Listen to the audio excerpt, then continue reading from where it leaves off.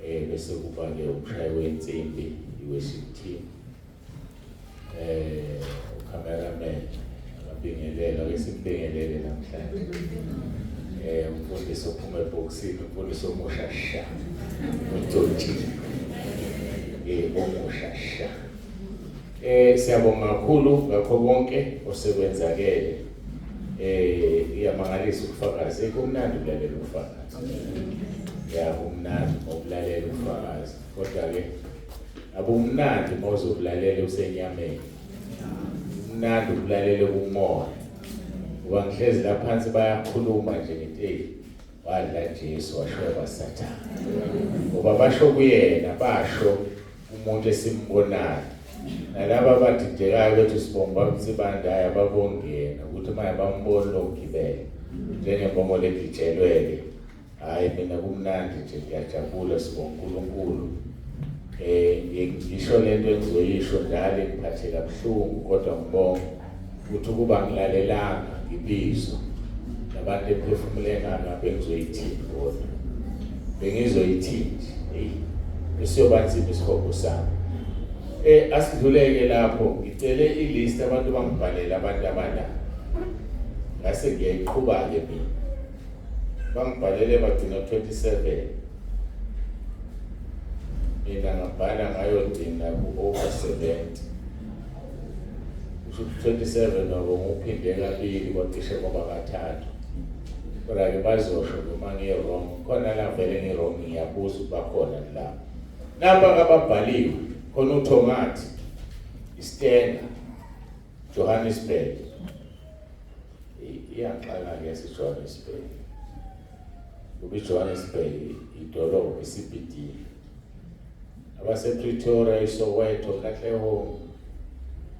Ngiyabona ukuthi ngithi lisitambele leyande angidlulele.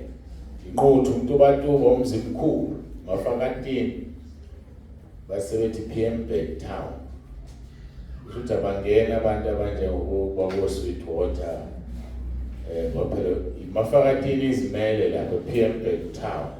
So what about ama-surroundings ase-Pietermaritzburg? Ayangidluleke lapho. Gwelezane, iBhamshela, iMelmont, iNgindlovu.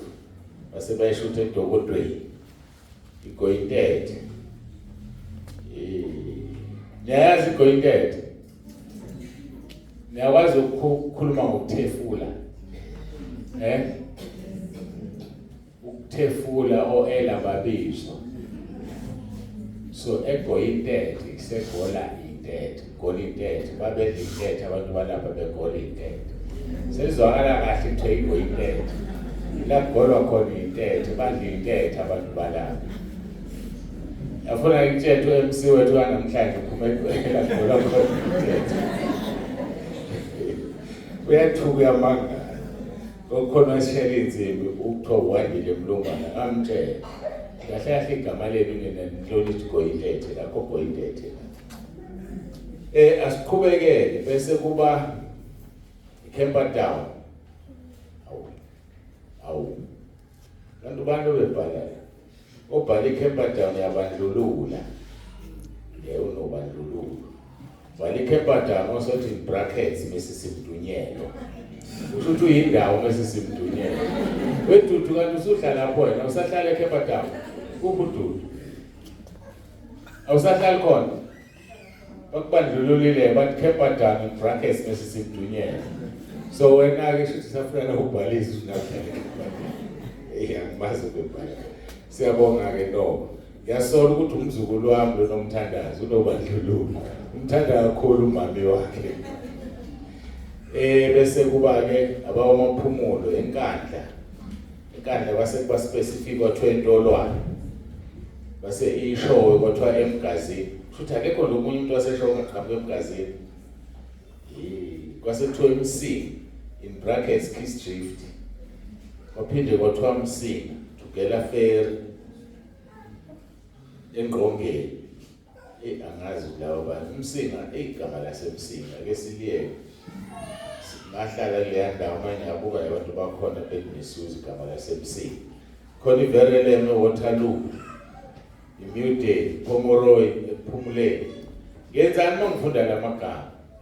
ithinta laba abantu abangezile lapho eqhamuka kulezi indawo bezozo WhatsApp kanti bebekhona nabasuka la sikhona ileyo nto engizama ukuyilungisa ekuphumuleni ebhulwa ngase ngithi ukwezela ngadibhulwa stroke kwezela upho wasebhulwa udalthi kubhalele umaphi nebhulwa bona usekwezela angiyawazi WhatsApp wami ukuthi imali kwathi ibhulwa nje isekwezela ngiyabazi abantu abasekhaya khona iBackville Lady Smith Lady Smith ngewe ziningi indawo Lady Smith nje khona eBedford khona eDriefontein khona ezakhe Lime Hill ebaningi ake siye Glencoe Transcorp enkawini nobandlululo futhi Transcorp enkawini ayekho umuntu oseTranscorp la engaqhamuka enkawini ake aphamsisana ake kwasemhlabathini akafika ngasemhlabathini basiphela lana kilist ngase ngiedele yami khona abantu baseThekwini la iThekwini elikhulu ngase Durban and surroundings fundisa umkhizi awuphume eThekwini wena bakubandlululile ilist yami ke leqhubeka la manje Durban and surroundings Eastern Cape abeka abaphuma Eastern Cape province baningi khona Flagstaff khona uMthatha khona eNtabankulu elisikisile eBizana ingena ngapi KZN noma Eastern Cape Eastern Cape okay labantu sengibabala basekhaya lezo Pembek and surroundings engikhulumile ngayo ukuthi khona abantu abasele abawo-Eden impolweni ayikho impolweni ayifikanga sikhona ubethe qhamuka isandla la idanda ayikho idanda awuba ukhuze ubaba uNgcobo uthathe zakhe ubeza nje kuye kwenzakalana eJozini nikhona ngase niyathula nangabhali sekuyilist yami phela manje legijima ngayo abantu bhalile noma nina bengafuna ukubhala imandeni ayikho ibantu engabe emandeni nebandla elikhulu lapha emandeni abekho inkunduzi abakubhala umuntu wasenkunduzi inkunduzi lapha odlula ayike sithi eqhawini niyazi eqhawini asizeke ingigoli yazi ngakhumbula enye into ake silungiseni lento bazalwane ngiyacela yazi yangisiza lento mangabe ngithi ngicela manifaka umuntu ubhala igama lendawo ngiyacela phela singabhali igoli inhloso ukuthi umuntu akalethe igama ukuthi mangabe siya kuleyo ndawo ikhona indlela yokusho WhatsApp usisho sithi siyeza ake ngilinganise nje mangabe ngizofaka nangu baba uMthembu ngithi uhlala eDP ukuphi eDP umuntu ongazi eDP lo wakuthi uthi kuthiwa eDP and I'm sure khona amanye izindawo ezinamagama aseDP yabona lona so ngcono ubize isigodi bese usho idolobha eliseduze ngiyahle kuphela ngiyabuza ukuthi le ndawo usuyisho phansi kwaliphi idolobha esilaziyo manje akusizi ukuthi sibhale igodi ngoba nje sikhuluma ngenkunduzi sikhuluma ngeGoyintethe nanebengayazi niyayazi manje sikhuluma ngethuthukane ithuthukane akuyona indawo esingayisho makuthiwa kubhalisa umuntu noma sishe ethuthukane eRichards Bay yayibona lona asibambe kanjalo ngiyabonga ukutholela ithuba lokusho kuhlale ukuthi ngizoyenza kanjani le abangongwanasi abekho Mpumalanga ngiprovince ke nje akekho kumele iprovince yaseMpumalanga abaningi abantu baseMpumalanga abaseswatini abekho hayi wena wabaleka eSwatini manje ezwile Nkosi ubambe zonke sengiyamazi wenamali bese kuba eShobeni la eduze abekho abaseshobeni ubando ufihla ikhanda phambi usile hlalele kude kangaka bese bakhona ithuthukana umzingazi esikhawini isikhawa sikho na ngithola umusa ubani obebhala lebandlululo eScott beka baseScott winter team sinabazalwane yalonke lezo ndawo winter team Free State ke as a province akekho kumele Free State umsingathobo kunabantu futhi umsingathobo lapha koGqobanyama eMatimatolo Embuku une branch efufusayo lapha akho ngisho yedwa imele ngiyathuka emahozini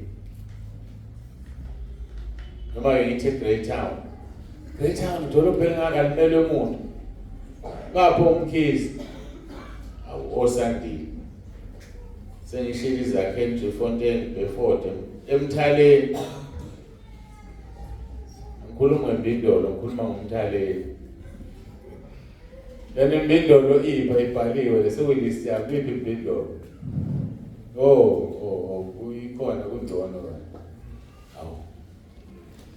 ile nenye imbindolo semagodweni khona enye lengibhekile lapha emuva bamaphinifa amahle uJesu Kristu inkosi awulezi ngane zasisiza sitholela umuntu nibabona amaphinifa amahle khona umuntu wabhalela watholwa izingane zasebindolo ngiyamangala nje mase zimele ubabukiki kuphela kanti nazi yana zicashile la ngiyabavusa bonke abacashile bese kuba iqobo angikhola ukuthi likhona yabakhulu sengibalile ukuthatha Flagstaff Kokstad uqumbu eMondlo khona sequmbu Mondlo Vryheid Utrecht eMadadeni osizweni Springbok Port Shepstone eMthwalume Nzimakwe eMagate usikisiki Bizana indebona ukugcwala izikhali ezisakazekile kodwa ke angongenile emagameni ase-province ngenzelani ke ukuthi bazi laba bantu bebelindelekile ukuthi bafike awusibiziwe bangisana ngisho yedwa babe namahloni owamahloni ayazenza indawo ngicabanga ukuthi ke imemezelo esinazo kusasa inkonzo ngicela ingene ngo9 bese ngicela ukuthi uMC yadelela nje uMC bazolungisa ibhetri lapha kunewasha elibekiwe lapha ngifisa uMC alibuke iwasha uMC alibuke iwasha asibone isikhathi mase silimele uMC akangavumi inkonzo yakhe iphuzu ukuqala uMC nje umsebenzi kaMC Master of Ceremonies uhlulekile emsebenzini wakho uma inkonzo ingaqalanga ngesikhathi usukuhlulekile lo emsebenzini wakho yebo ke ngeke uyicontrol iphela nini kodwa ke ucontrol isikhathi nanti iwasha njengamanje nje mina akukho engizokwenza ngoba konke kulahleke lapha ya ku-MC so ukuthi nesikhathi sokuphuma ke ngeke sisalo ngicabanga ukuthi lokho okukhulu sibonga kakhulu ke ngakho konke nisibekezelele namashawethu angaphelele kodwa ngicabanga ukuthi at least khona ukuimprove amanzi masifike ngalungile kahle izolo kodwa siya senenkinga ama-toilet kusabekwa amabhakede ayashesha hayi siyabonga at least khona ukulungile sikhothe amashawa ke nokuye selungile egameni lenkosi uJesu sibongeke konke sibonge zonke inkonzo sesifikile kuzona siyabonga uNkulunkulu nabo bonke abafikile umfundisi umkhize uStojile ohlala lapha emuva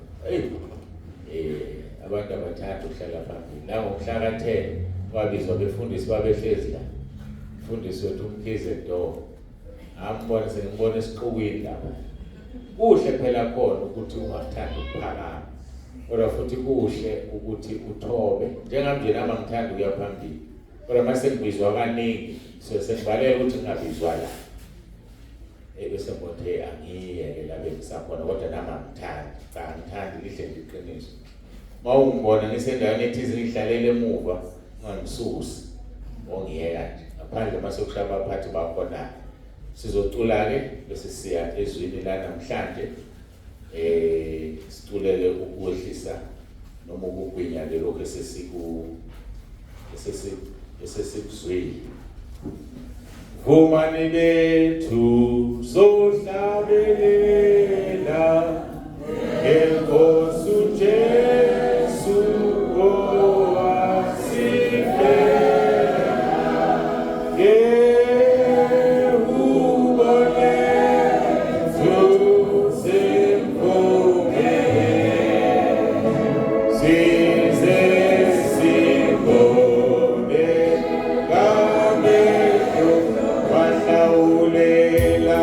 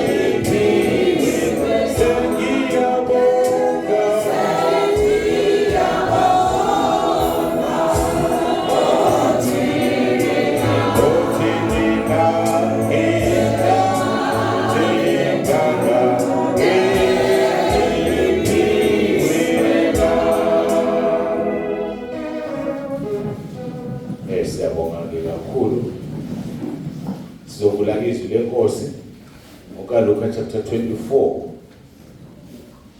Sizofunda uverse 29 kuphela. Singakafundi ngizocela ubaba umfundisi uNdlovu asikhulekele izwi. Ekugcineni mase siphetha ngicela ubaba umfundisi uSithombe asikhulekele asibongele izwi.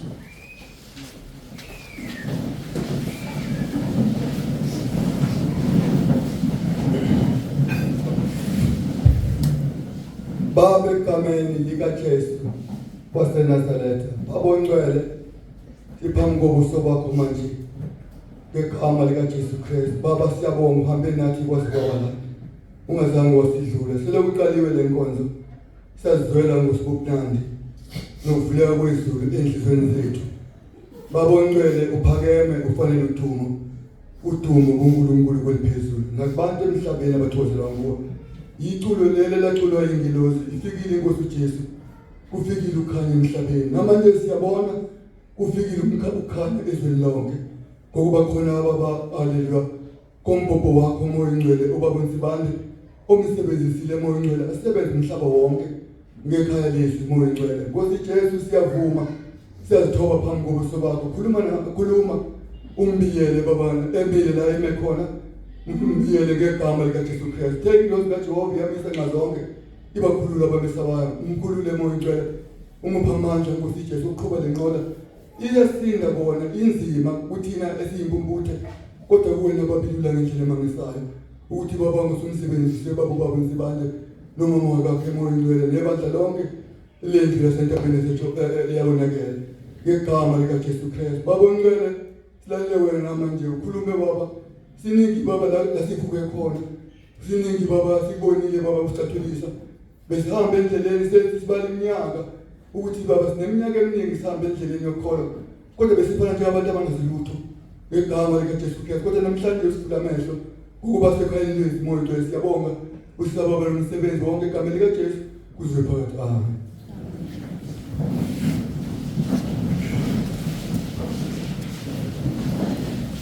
Siyambonga ke uNkulunkulu kakhulu ngoba umfundisi uNdlovu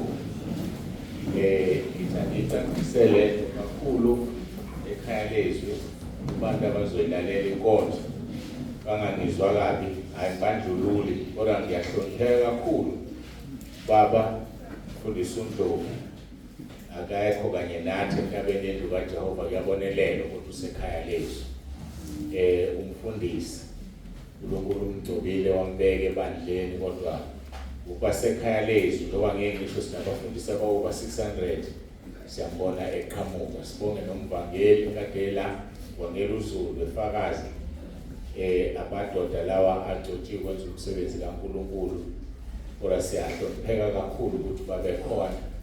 Mfundisi uMkhize engikhuluma ngaye olapha emuva akekho right kahle kodwa ke ngegama likaJesu sawushaya umkhuhlane yaphila. Bayangithobisa kakhulu abefundisi abasivakashele bayangithobisa. uNkulunkulu anibusise.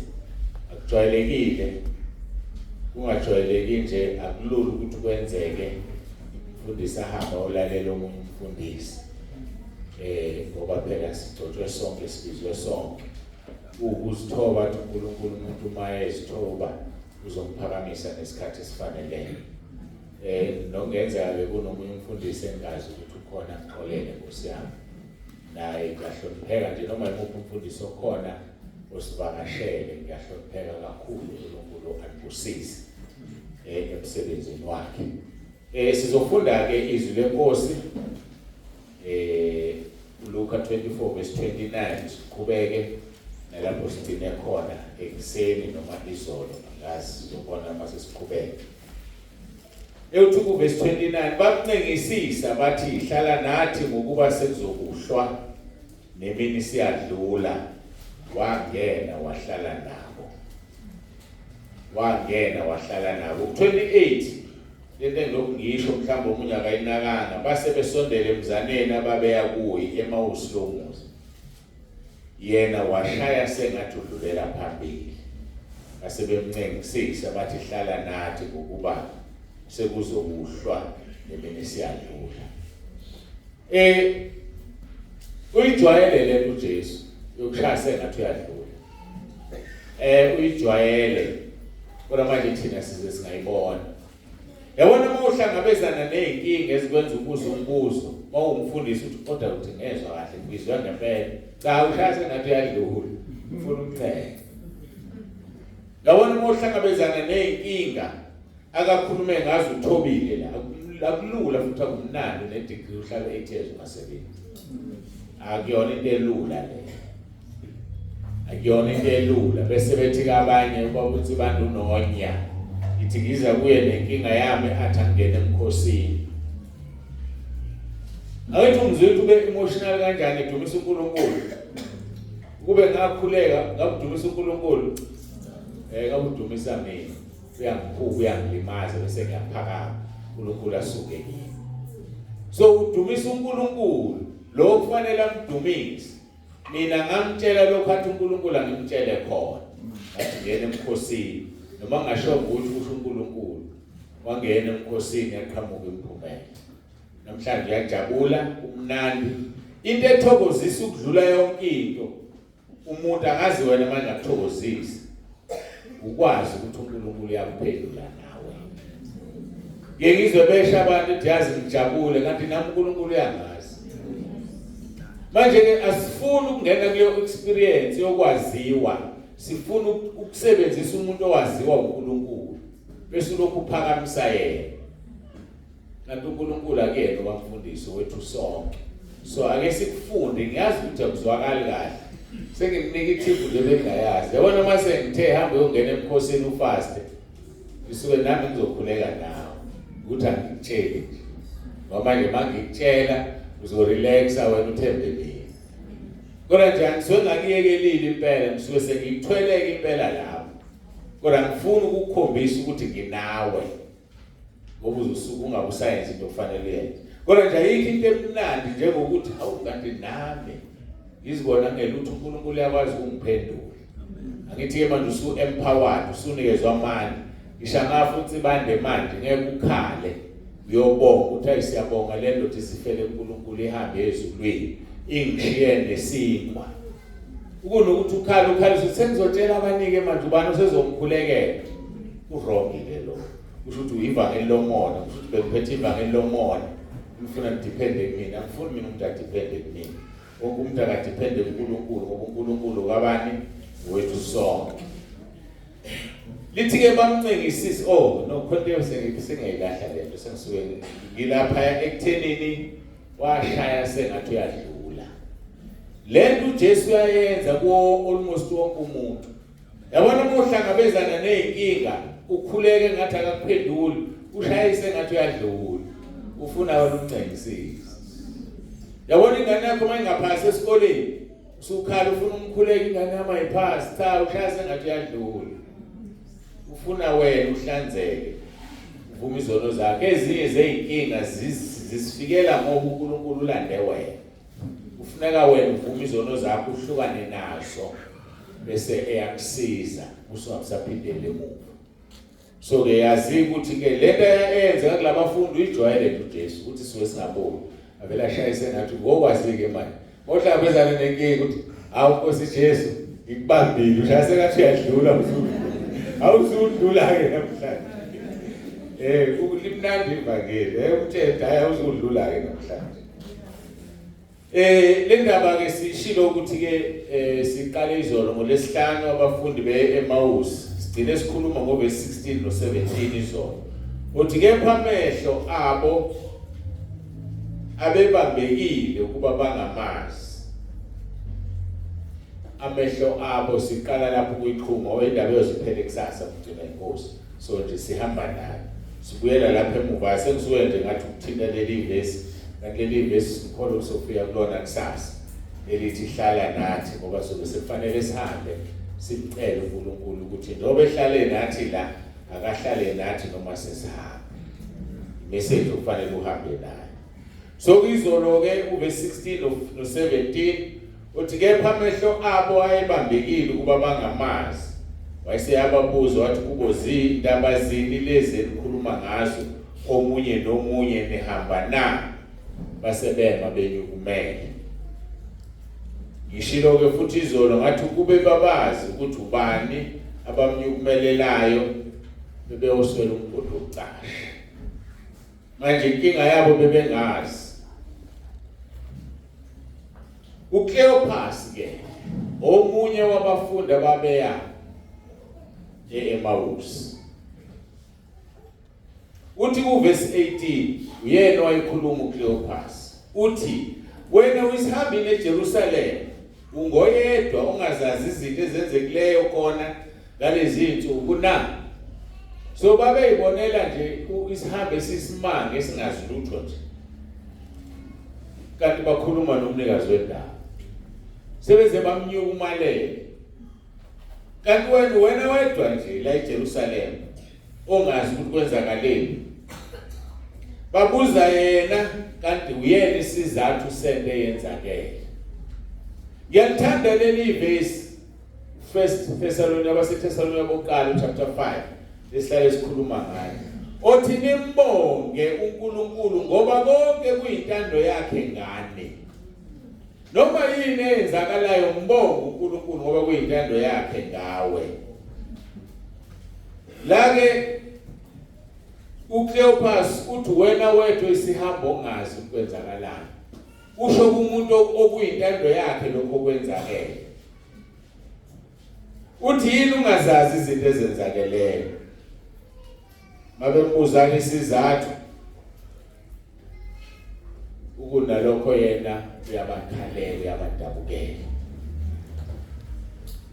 Awakho-ke amehlo sihlobo sami ayakwazi ukubona uma uJesu ehambisana nawe. Ngiyalithanda leli verse elithi ukuba ubengenathi ngabe sebesigwinyile. Ukuba ubengenathi abantu abavulakelwa amehlo labo owazi ukuthi each and every move engiyenzayo ungamandla kaNkulunkulu. Kuba uNkulunkulu bengenami ngaba ngikho la. Udlulile ezintweni eziningi ezikuhlukumezile empilweni. Kodwa uyazini ukuthi kuba uNkulunkulu bengenawe ngabe awukho la. Kade nawe ungamazi ungamkhonzi uyidlela izono kodwa wakuvikela. How much more manje usiwazi ukuthi ukhona bekufanele umkhonze kangakanani. Uma ke kwaba nesikhathi kufanele umkhonze kaNkulunkulu yiso lesi. Udele yonke into ngoba ulala ukhona ngaye. Yikho umpostoli lapha kuFilipi 4:13 ethi namandla okwenza konke ngayo umqinisayo. Yonke into oyenzayo ngisho ukucwayiza lokho asikhiphi manje uma ucwayiza ngisho uphefumula ngaphandle ma kunenkinga aphuliswe kuyo befakaza la yeasthma. Hayi wephefumulela nje akunankinga oyizwayo. Kodwa uyena uvumela ukuthi uphefumule. Wamhla uvala lo moya. Indiyamangalisa lento kaNkulunkulu. Umoya mningi emhlabeni. Kodwa uvala kuwe wedwa. Bese bethina abafana bethi kukhahlela ibhakela. Kanti uvalwe kuwena wedwa umoya basaphila nje abanye bayawuthola abanankinga. Awakho-ke amehlo ayibambekile awabafundi awabambekile awakho na. Ziningi izinto ezibamba amehlo umzalwana angamboni uJesu. Umshado.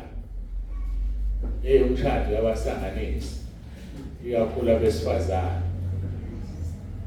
Bamba amehlo uJesu makusambona. Ubona umshado la. Babusisiwe abantu abaphunyuka emshadweni engahleliwe uNkulunkulu. Ngoba uthi angadlula nje kuleso stage abone inkazimulo kaNkulunkulu aqala athi hawu yazi kube ngashada ngaba kwenzekanga lo. Hawu yazi ngacishe ngalimali ngaba kwenzekanga lo. Yaqala lento yami. Hawu babujali siqalile lento exosha ukuthi ungakusangibheka. Ngisho ngiseblithi nginikiwe ngoba ngiqedana. Phela ngiyazi lento. Manje live lento yakho baba ukwazi nokuyiphoza. Ngisaqaqake la.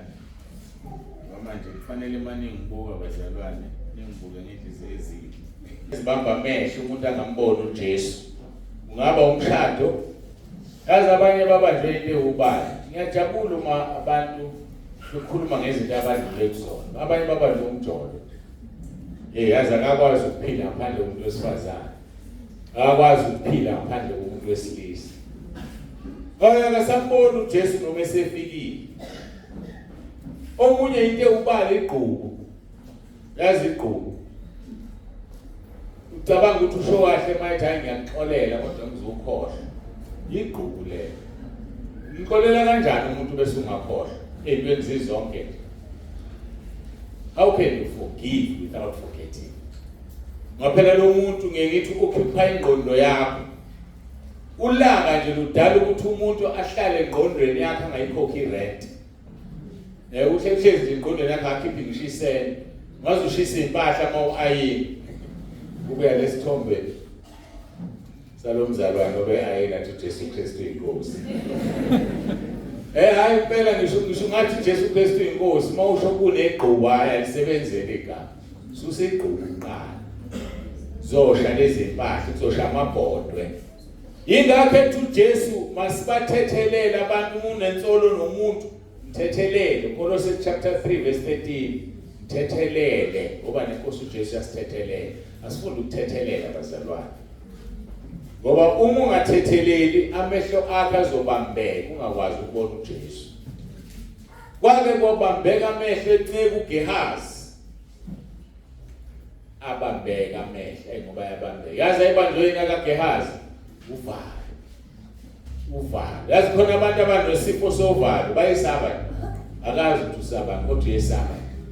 Bengayazi ke leyo yazi ngoba ngila ekhaya lethu. Abantu ekhulu ucela umkhuleko babuthi bande ngizwa ngesaba. Mawufunda indaba kaGehazi lokwesaba kwakhe amakhosi esibili chapter 6 verse 15 no 17 lithi izwi lenkosi isikhonzi somuntu kaNkulunkulu sesivukile ekseni saphuma bheka impi enamahashi nezinqola yayukakile umuzi yayisithi nceke kuye uGehazi maye Nkosi sesiyokwenza njani na abambeka amehlo mayibona lempi wakhohlwa ikho konke wabonakala ukuthi ithemba lakhe likumuntu wathi maye Nkosi siyokwenza njani abanye uma ufunda la akuyena lo Nkosi onekuthelete wayesho ebuza kuElisha Nkosi yami sesiyokwenza njani uElisha verse 16 uthi ungesabi ngokuba abanathi baningi kunabanabo. Mawungahlala ukwazi lokho engqondweni yakho ukuthi uJesu ohamba naye unamandla kuneproblem obhekene nayo. Ayikho into esabe emhlabeni. Ayazi ayikho into esabe. Lithizwi lenkosi bayokuhlasela ngendlela bokuhlasela ngendlela eyodwa, bobaleka ngendlela ezisikhombisa. Abantu abakuzonda abahlakazela. Ngakho ke endikenzeka lonto leyo. Bafika abantu kuwe bekuplanele bezwana bemunye.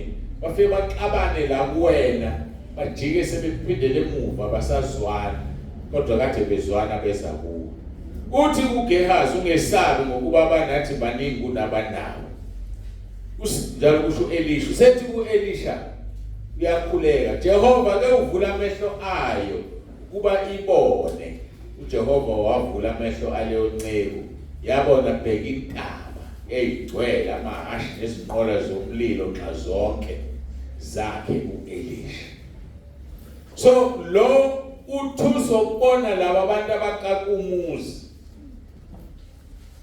Kodwa uElisha mayesethi inkosi ivula amehlo akhe ngoba amehlo ayabambeka amahashi ayigcwele intaba kusho ukuthi lawa ayewabona lo mancane kakhulu uqhathanisana lawo. Siyakhohlwa ngaso sonke isikhathi ukuthi inkinga yakho yanqotshwa esiphambanweni. Inkinga yakho waqeda ngayo uJesu. Yikho esho ethi emhlabeni niyoba lisizi. Kodwa mina ngiyinqobile. So ukuba lisizi kamzalwane ngenxa yama problems into ezohlala ikhona. Kodwa kumnandi yena ulinqobile. Lokho kusinika ukuthula ukuthi uJesu walinqobile. So nami ngeke lingenze lutho. Ayeke likwenze lutho. Ngemalisa abantu abasaba ungena emkhosini. Asaba ukuthi uzofa. Ubani wake wafa uveza umuntu. Uzofake nawe ngeke uveze umuntu. Phela indaba yakho ongayilungisile noNkulunkulu senkingeni ngayo. Ithikele uthi uElisha Nkosi mvula amehlo. Akube umkhuleko wethu namhlanje ntambama. uNkulunkulu akuvula amehlo ubone izinto ongaziboni. Ngoba khona izinto ongathi uma uzibona bese ushintsha kwenzeka ngcono kakhulu umjabulisa uNkulunkulu. Ingakho ke kufanele siveze ithuba lokufakaza sibonge uNkulunkulu ubali ibusiso zakho. Abanye bezwile mabeyibala laba emotional kufika inyembezi zenjabulo zokuthi kanti wena uNkulunkulu ubani. Babuza abafundi Mark chapter 4 verse 41 bathi kanti yena lo ungubani lokhu nomoya nolwandle kuyamthobela. Ungubani? Ufike kuleso sigaba sokumangala. Mawufike kuleso sigaba usendleleni eright yezulwini. Yamdabukela umzalwane ongafiki kuyo ukuthi abuze kanti lo ungubani. Ngoba kusho ukuthi awuboni ukuthi uhamba nobani. Kunezinto zikaNkulunkulu okufanele uzibone kodwa uziboni ngoba amehlo akho abambekile. Yini ebamba amehlo akho? Ngenxa yokwethemba lomuntu awuboni noma sekuzokuhle. Iproblem yokubambeka kwamehlo awuboni noma sekuzokuhle. Ngingakalifundi ivesi elikhuluma ngalokho kuthiwa kunenye indoda ehamba itshele ukuthi kunegolide la yamba ingafike egolideni ayagive up yayiyeka yahamba yafika leli golide bebe namandla yafika yabuka thatha izinto zawo zokumba one day ngolwesibili yafika egolideni. Ubani kahle umbeleli igolide ilo give up indoda yokuqala. Inkinga ke yomuntu ongahlali noJesu akaboni noma sekuzokuhle. Inkinga yomuntu othemba abantu akaboni noma sekuzokuhle. Uyacomplaina nje. Khumbula uanyanisi baseGibhithe. Akaboni noma seyokhululeke eKhenani. Mawufundayo uzoyithola indaba ethi ifane naleyo. Jeremiah 17 verse 5 no 6. Lithusha manje uJehova ukuthi uqale kusika umuntu othemba kubantu ayenze inyama ibe ingalo yakhe nenhliziyo yakhe isuka kuJehova. Uqale kusiwe lo muntu.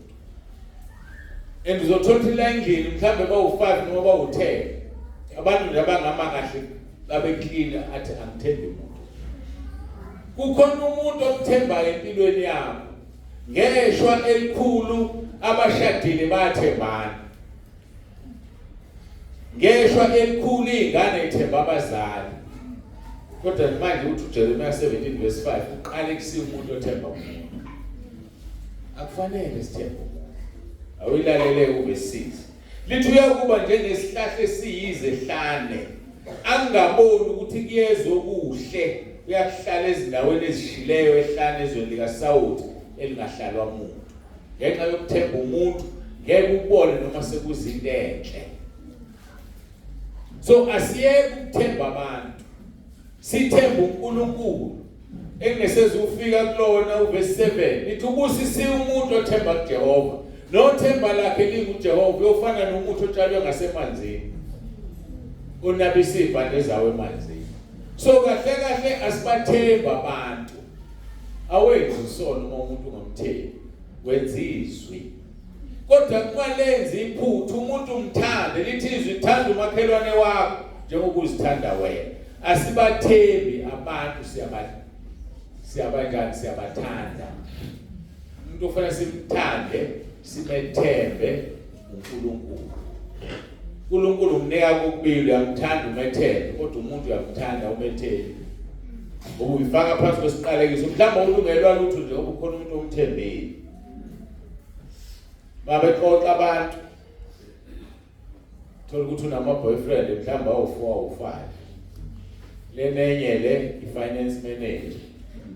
Lenenye ngoba inamali kakhulu ngicela kuye airtime. Anginiki airtime. Lo munye uyisigora ngihamba naye security yami. Omunye wenzani ke lo? Hayi lo muhle ke lo. Jofa ngayi bangani bami lo. Uthi une owenje kanti kahle bawu4. Ilona lo umsebenzi wabo. Uqale kusiwe. Qalekiswa nje ukuthi uthemba abantu. uNkulunkulu angakwenzela yonke into oyifunayo eyedwa ungezilokhu umcaza uthi this is the Department of Finance, Department of Security. Ngathi hlupheke phansi insimbi lo muntu useyisigora kanti la ku Department of Security. Jabuleni uthi yathandwa. Ngicela uthandela ukuthi uyisigora. Ngakho ke kubiza ukuthi uyeke ukuthemba umuntu. Ngoba ngeke uyibone lento enhle isifika njengalaba obani laba bafundi ababonanga ukuthi lento abakhuluma ngayo bekhala uJesu ufile uye lo sebehamba naye uvukile awuyazi yabhlungu le ndaba bahamba naye uvukile bakhuluma naye ukuthi ufile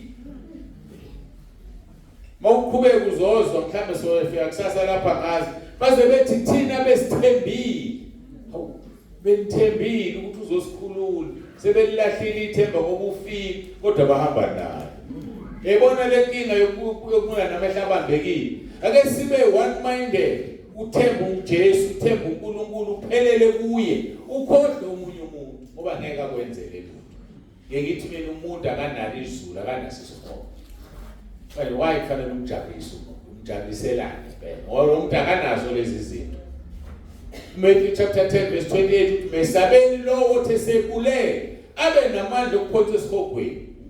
That is the God we need to fear. Hayi uhamba usaba noma ubani ongeke akuphonse esikhogweni. Angakubulala ukhipha umphefumulo aqede lapha balekele amaphoyisa. Umilo wakho umphefumulo usuwela ngale kulobu ungamsaba thathe sekufaka esikhogweni. Mthande umuntu ungamethembi obuzilethela isiqalekiso. Ngakho-ke mntaka baba mnengisisi uthi hlala nami Nkosi ngoba sengiyahla. Mnengisisi ngoba uma umnengisisi ukuthi ahlale nawe uyayivula ingqondo yakho. Ingqondo yethu bazalwane stereotype funeka ivuleke izovulwa into eyodwa ukuthi uhlale naye. Nabafundi babamba ukusho kwakhe ingilosi sishilo ukuthi uvukile khumbulana amazwi akhuluma ilitheni ohlangana eGalili mbali neGalili bahamba baye eGalili emva kokuvuka bafike bahlangana khona lithi izwi lenkosi verse 45 wakhuluka 24 khona wavula ingqondo yabo ukuze baqonde ibhalo. Ayivuleke ingqondo yakho ngoba uyi lapha ethe iyakhona. Asilenze izwi lakhe asibambe ukusho kwakhe. Abantu abaningi bengazi ukuthi bayayizonda indaba okuvuma izona. Kunebe ngikhuluma naye. Thine yazi abantu bangimangazi. Ngendlela abantu abaningi ngaye abathanda ukuvuma izona. Bathethelwa yini nazo ngisetshumayelile abantu nyamanje abasafuna ukushunyayela. Vele ngene WhatsApp number ayinagama ukuthi angazana lo muntu. Umtsibande ngicela ithuba ukuvuma izona. Lo muntu ushunyayezwe ubani? Ngiqale kahle ngithi ngicela phela akangibelele ukungibingelela. Usizona zamsindi ukuthi naye awuzisho phela ubani wabantu Hlala. Ngaphomba sixoxe nje angazi ukuthi ukhuluma nobani. Kodwa usindwa yini izona? Abantu asibashumayezi ukuthi abasusa izona. Sicabanga ukuthi bazohamba babaleke emabandleni kanti abantu bafuna iqiniso.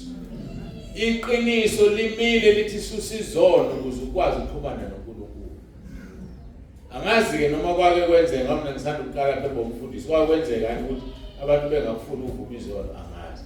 Kodwa mina ngihlangabezana nabantu abafuna ukuvuma izona. Yize kube namahloni lo muntu osho kanje kumnikeza u2026.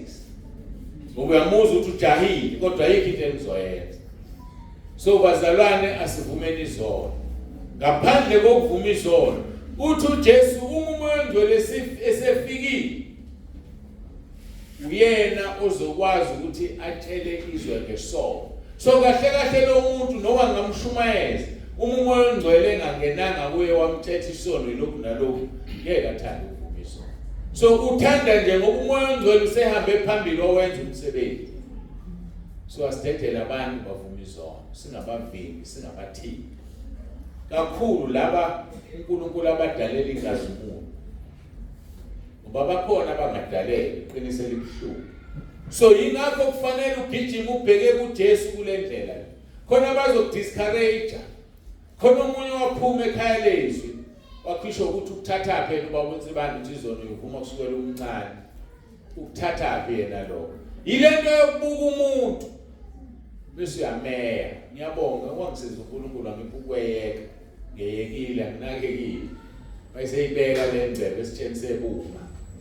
Hayi wayibeka. So kuzophumelela umuntu ozoyeka ukubuka ibumba abuke lento ehleze ebumbeni bese ethatha yona ukhohlwe yini laba banaka mina uyithatha phela lento le ngoba siyazi thina mina sengihambile amabandla nabefundisi bayakayazi abanye baphumela into ubala ekhaya lethu uphumela nje ukuthi yena indaba kube wena wethu admin okhulumayo la indaba kube wena wethu admin hawu ukhona umuntu ongakujezisela ukuthi indaba wena uhlale kuleli ikhaya lakho uhlalele ngoba phela manje uNkulunkulu wathi angivuli ikhaya lethu mangivulisa ikhaya lethu akashonga ukuthi angifaka abantu bakhuluma wathi akumemeli manje uzongisola lokuthi ngikwenzelani lokho akavuli ngane lakhe ikhaya lethu yazi umuntu asolele ukuthi asidlule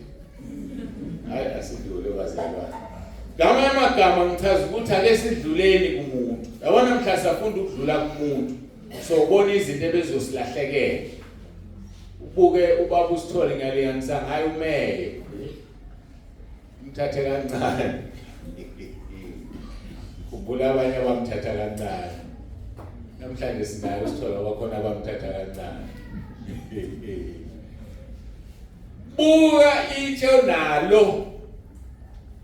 buka itsho nalo mali ngakuthokozisi polish uclean uzomangala kanti lihle kangaka usucishe walahla ngoba khona bazolibona ukuthi lihle lingcolile linjalo bese bayiclean uselihalela usubuka lapha awuzolihalela ngekalihaleli qala ukugwinya amazwi akho bathi nesilungu swallow your words enesathi wagwinya angazi ukugwinya manje ngoba ukukhuluma kahle hayi masukhulumele kuphumile so ke bazalwane asidlule kumuntu ngaso sonke isikhathi wazi ukuthi umuntu uyisidalwa sikaNkulunkulu behind that man there is God so mongafunda leyo nto baphatha kahle bonke abantu uyobaphatha kahle khona le post engangiyithanda ngisasebenza ethi be nice to people on your way up because you will meet them on your way down bamuhle kubantu mawusaphakama ngoba khona lesi sikhathi uzokusuwa bona basayaphi phezulu uzohlangana nabo bangisho ubuso usho kulabo abantu abaya phezulu fast ngoba khona abantu abaya phezulu kalula bona izinto into ebhizinga 1 2 3 4 avela shayisa u2 waqala athi ngesikhathi eqala ethi elahle inyawo akazubona kanti useqala ukuyela emuva awe ngesikhathi ewe rola bese beyamqhelela laba abadlulile awadlule ngapha be nice to people on the way up because you will meet them on the way down umuntu mphathe kahle wazi ukuthi isidalwa sikaNkulunkulu mthande umuntu kodwa ungamethembi mawuhlala ke noNkulunkulu uzovula ingqondo yakho wakwavula ingqondo kaLydia yamazi uLydia wayigqoka izimpende wasetiyathini ngenxa yokuthi wahamba wayolalela uPawule ekhuluma khona lento okufanele uyenze wena ukuze uNkulunkulu athathe step number 2 mangomthatha step number 1 ngomthatha step number 2 ile nkinga ke ngihlangabezana naye ekhaya lethu athe ngena nje umuntu ekhaya lethu abethulula inkinga ezingaka ngicela umkhuleko akakezwe ukuthi kusetshenzwa kanjani mawusumtshela cha la ekhaya lethu uzuthola umkhuleko ufuna uqala ukukhuluma ama-10 verse 9 uvuma izono zakho ukuze umkhuleko usebenze usethukile inina njalo engabatsheli ayethe ngena nje uqeda ukumbingelela useza nelist engaka yezinto ufuna umkhuleko yena akasisebenzi phela ngokufana singabefundisi khona abefundisi abaphiwa ukuthi vele ushinkinga yakho akukhulekele cha mina ngiphiwanga lokho ngiphiwanga bazalwane kufuneka wena ukhombisa ukuthi uNkulunkulu uyamfuna bese yeza-ke nawe lithi izwi lenkosi kuzenzo 16 ngosuku lwesabatha saphumela ngaphandle kwesango ngasemfuleni lapho zathi babevama ukukhuleka khona sahlala phansi sakhuluma kuba besifazane ababebuthene khuluma ngoLydia Ngikhuluma la ngabafundi, ngabapostoli abakwazi to read between the lines. Bathi basuka baya ngasemfuleni. Mabefika ngasemfuleni lapho kwakhiwa khona amanzi sebezwile ukuthi kunamakhosikazi afika akhuleke la besekha amanzi. Bahamba bayobalinda khona. Uma uhlehla lapho eqaleni kwechapter uthola ukuthi uPaul wabona ngombono indoda imbiza ithi wozo sishumayeze eMakedoniya. Ngikhuluma ngembono ke laba abantu abanembono. Lesathi umbono ngothatha uhlaza. Ngothatha into okunjalo ukuzokushaya. Umbono uyashaya. Ufunde uqale phansi lapha nokuzenza chapter 16 osunethu. uPaul maseyibonile wasetshela i-team yakhe uthi basifune eMakedoniya ukuthi uNkulunkulu ufuna siye khona. Bahamba badlula kwezinye indawo. Umoya ongcwele wabanqabela ukuthi bashumayele baze bafike eFilipi okwakuyinhloko dolobha. Bathe sebefikile khona usiyabahola umoya baye emfuleni. Labo besifazane sekuzuthi bakha amanzi kodwa bafike bakhuleke. Kusho ukuthi khona isteps sokuqala basenza abesifazane. uNkulunkulu walanda uPaul le kude. Kodwa ngesikhathi emlanda akabonanga umuntu wesifazane. Wabona umuntu wesilisa kodwa ubizelwe kwabesifazane. Yabona uNkulunkulu. Ubona owesilisa asazi noma uPaul wayezothi mayebona owesifazane wayengekakholwa uNkulunkulu. More especially uPaul wayengaganile. uNkulunkulu mayekhuluma nawe ukhuluma nawe into ezofitha kuwe. Akakwazi ukuthi ungashadile akutshela indaba zabantu abashadile. Akakwazi akuthuma athi hambe uyotshelelwa umndeni oshadile ukuthi awusukwenza u1 2 no 3 wena ungashadile. Agaxe indaba zabantu abashadile kanje. Asikhonze phela uNkulunkulu oyisililo. uPaul ubona indoda imbiza wa-understand kodwa mayifika lapha bayaboma. Lithi izwi lenkosi verse 14 owesifazane othile ogama lakhe linguLidiya engumthengisi wezimpende wasemzini waseThiatira ukhonza uNkulunkulu. Yes, wayevele ekhonza uNkulunkulu. Kodwa ngale ndlela yamaJuda walalela makushumayela. Inkosi yayisivula inhliziyo yakhe kuba qaphele okwakhulunywa uPaul. uJesu kuphela abazalwane okwenze waqaphela into ekhulunywa ekhaya lethu. Uma umuntu engena ekhaya lethu ngimnika inkonzo ezifanayo nonke kodwa khona abaqeda ukuyithola bese beyaphuma. Ngoba inkosi ayenzanga ukuthi bakuqaphele ukukhuluma khona. Siyamdinga uNkulunkulu uhlala nami inkosi ngoba sekuyahla. Mawuhlala naye uzovula ingqondo yakho. Akwenze uqaphele. Kuthiwa ke lo wesifazane waqaphela okwakhulunywa uPaul. Verse 15 uthe sebhabhadisiwe kanye nendlu yakhe wasincenga wathi uma nithi ngikholekile enkosini ngenani endlini yami lihlale khona wasicindezela. iBhayibheli kalilanda phela izinto engadingekile. Akusho ukuthi wanele waqaphela wasedonswa amanzi wabhabhadiswa. Cha. Isikhathi abasihlale esithize kakhulu ngoba uNkulunkulu wayiqala umsebenzi. Ekudineni kwale chapter noma before ufike khona kwenzakalana. Bafika uPaul mabesuka la bathola intombazane nomoya wobungoma. Wawukhipha umoya wobungoma kuyona wasebeyaboshwa. Mase beboshiwe sebefika la bekhululwa khona la beboshwe khona noSila bashaya. Mase bephumile. Lithi last verse chapter 16 basuka baya endlini kaLidiya bafike bahlangana nabazalwane. Kusho ukuthini lo? Kwaseqala ibandla. Umfundisi walelo bandla uLidiya. Lo owalalela uPaul ekhuluma uNkulunkulu wavula umenza waqaphela.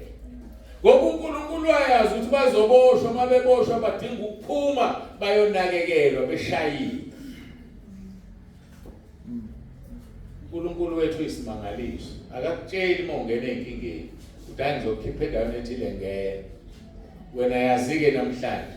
Uma ungena enkingeni hayi uJesu beshaya ngathi uyadlula. Awu besashaya ngathi uyadlula, akazi ukudlula namhlanje. kwakheka ibandla. Abantu abaningi banenkinga yokuthi abafuni ukumelwa abesifazane, bathi iBhayibheli lisho njalo. Hayi alisho njalo iBhayibheli. Bangithola ithuba ngoyichaza leliyaso. Baxaka ukuthi asifuthi ukumelwa abesifazane. iBhayibheli ligcwele abesifazane abangabaholi, nangu uLidiya nje ngiqeda ukukhuluma ngayo. Waqala ibandla eFilipi. Makukhulunywa ngokuthi abaseFilipi engakwazi ukuthi babe ngakanani, kodwa uLidiya umsunguli webandla laseFilipi kade eshunyayezwe uPawulu. Umuntu wesifazane engikhuluma ngayo. So ungezwanga abantu bedlala ngawo. Bethi abantu besifazane ithi iBhayibheli angawamela amadoda. Abantu abangakwazi ukufundiswa, abangafuni ukufunda ngomoya kaNkulunkulu. Waphuma uPawulu noSila baneswa besifazane base bebaqinisa bahamba. Ngakho-ke bazalwane, hlala naye uJesu. Masihlale senze step number 1, mnengisise umtshele ukuthi akahlale nawe. Ngoba imphumela yakhe yokuhlala nawe izoba mihle. uLidiya walalela, wenza step 1, waqala ngokulalela ukukhulunywa uPawulu. Inkosi yayisivula inhliziyo yakhe ukuba qaphele. Ukubona ukuthi ngikulalela inkonzo la WhatsApp, mawusuyiphinda uzwe into ongayizwanga. Njalo ayilo. Awuqaphelanga. Kodwa hayi futhi ngoba uzoyisola, kukhona okuzwile kodwa ukuzwanga lokho. Ngoba uNkulunkulu bazi ukuthi uzokwenza uyilalelo kwesibili bese uzwa lokho ungakuzwanga. Ngoba ngeke ukubambe konke kuhlale engqondweni. So lalela, thatha ithuba lakho uma kungena inkonzo, uthandazo ilalele, phinde uthole elinye ithuba uyilalele. uNkulunkulu uzoyivula ingqondo yakho. Ngakho ke sithi namhlanje Nkosi nami. Ngoba sekuyahlwa nemini siyaphela. Ngiyacela ukuthi uBaba usithole asikhulekele.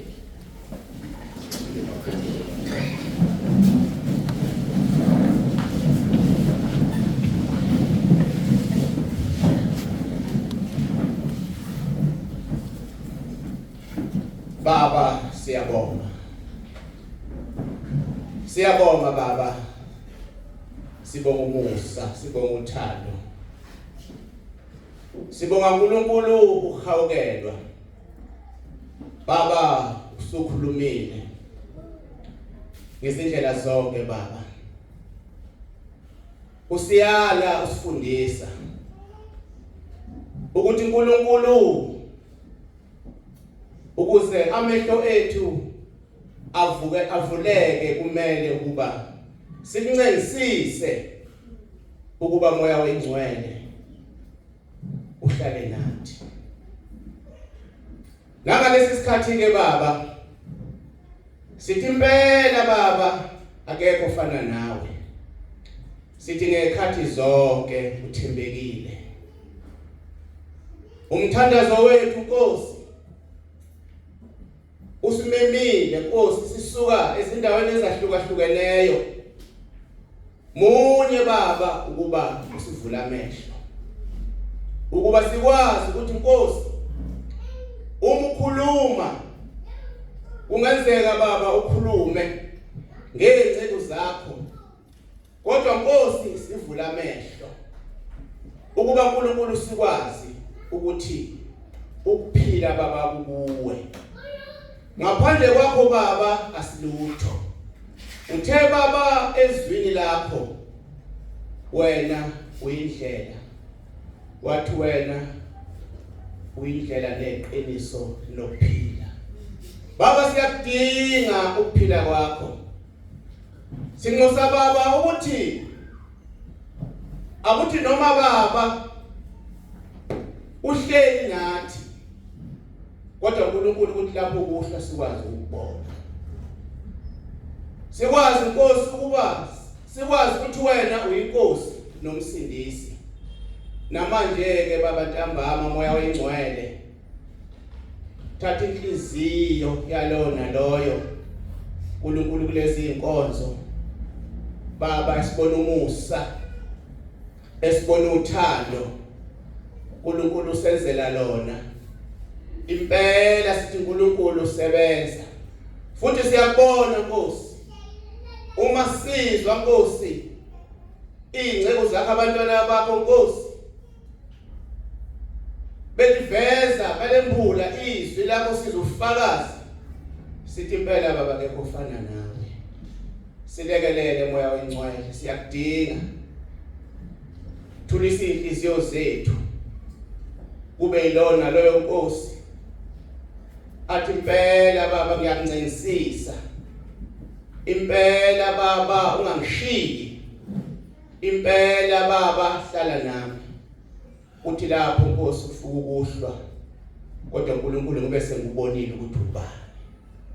Siyabonga ke moya wencwele siyabonga dwala laphakade nangaso lesi sikhathi Nkosi sithi uNkulunkulu konke sesikuzwile sithi baba vula inhliziyo zethu uma kuhle kuwe inkonzo iqhubeka kunye Nkosi sicelayo siyakuncengisisa ukuba uNkulunkulu uhlale nathi usivula amehlo sikwazi ukuthi ungubani sesibonge konke ke baba sithi namanje Nkosi ntambama thatha indawo njengoNkulunkulu wena uNkulunkulu wenza umsebenzi thina uNkulunkulu sithule wena uNkulunkulu bese uyasebenza konke ke baba sicela ngokukholwa nangokwethemba kwelihle igama elinamandla leNkosi yethu Jesu uJesu Kristu inkosi amen.